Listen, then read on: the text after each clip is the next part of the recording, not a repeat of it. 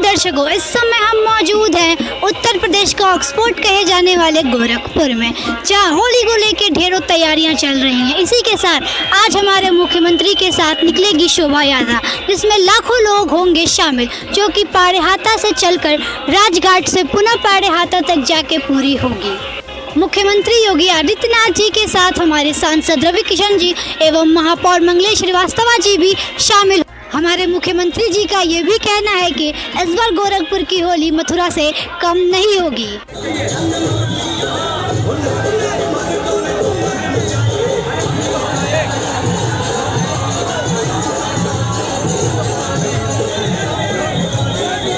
पर्व है होलिका दहन का।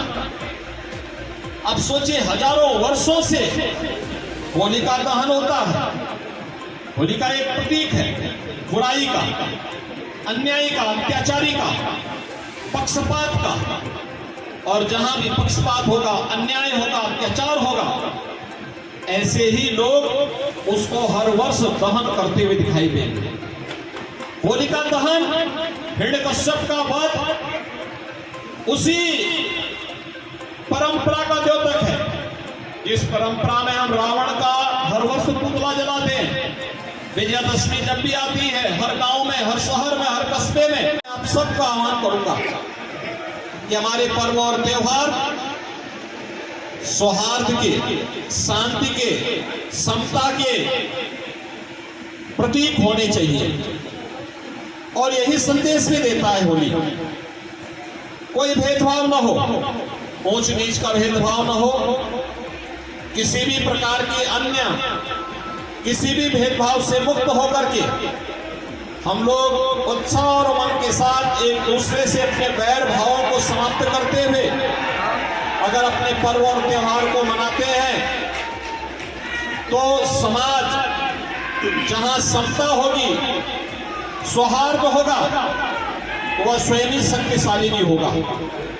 एक शक्तिशाली समाज के लिए, एक समर्थ राष्ट्र के लिए हमें अपने मतभेदों को समाप्त करना होगा, एकजुट होकर के कार्य करना होगा, देश के बारे में हमें सोचना होगा, देश और धर्म के मार्ग का अनुसरण करते हुए अगर हम सब अपने देश के हितों को संरक्षित करते हैं, तो अनंत काल तक इस प्रकार के पर्व और त्योहारों की महत्ता बनी रहेगी। वो जानते हैं, जहां भक्ति है वहां स्वतः ही शक्ति होती है।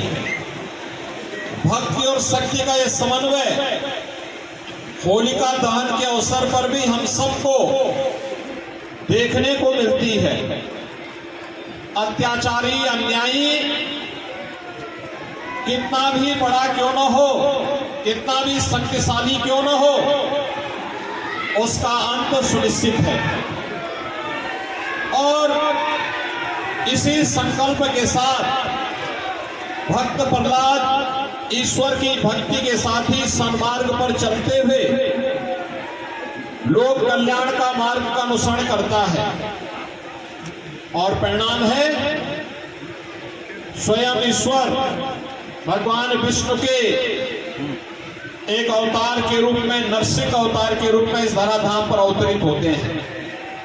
आज एक और हिरण्यकश्यप और होलिका के नष्ट होने का दिन है, लेकिन भक्त प्रहलाद की सफलता और ईश्वरीय अवतार के रूप में, नरसिंह भगवान के अवतार के रूप में, अवतरण के रूप में भी हमें इस महत्वपूर्ण घटना के साथ जोड़ने का कार्य करता है।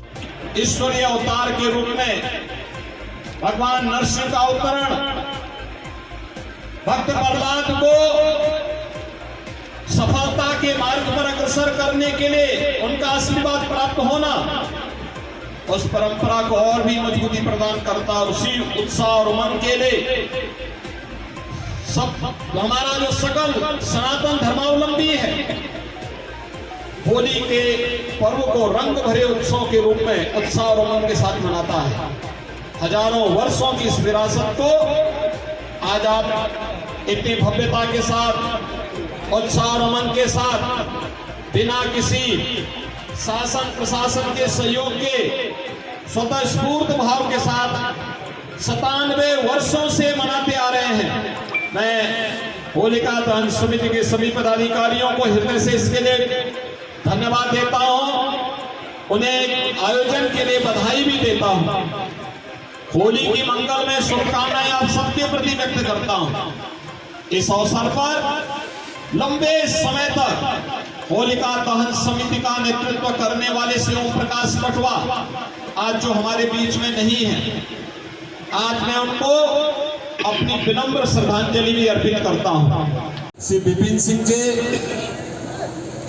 कालीबाड़ी के श्री महंत रविंद्र दास जी, काशी से पधारे श्री सतवा बाबा महंत संतोष दास जी, होलिका दहन समिति के अध्यक्ष श्री विपिन पटवा जी, संरक्षक उमाशंकर पटवा जी, कार्यक्रम के संयोजक श्री आशीष गुप्ता जी,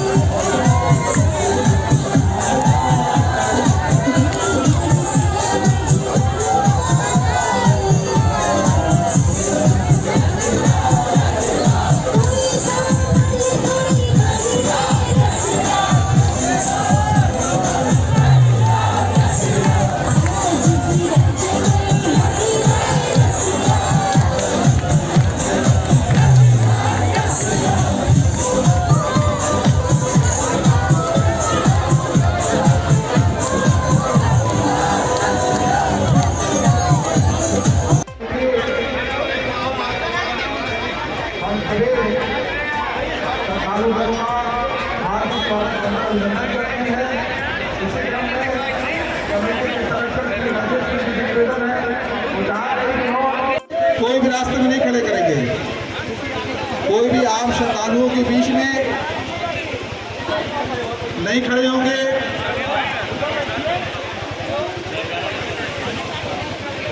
श्री श्री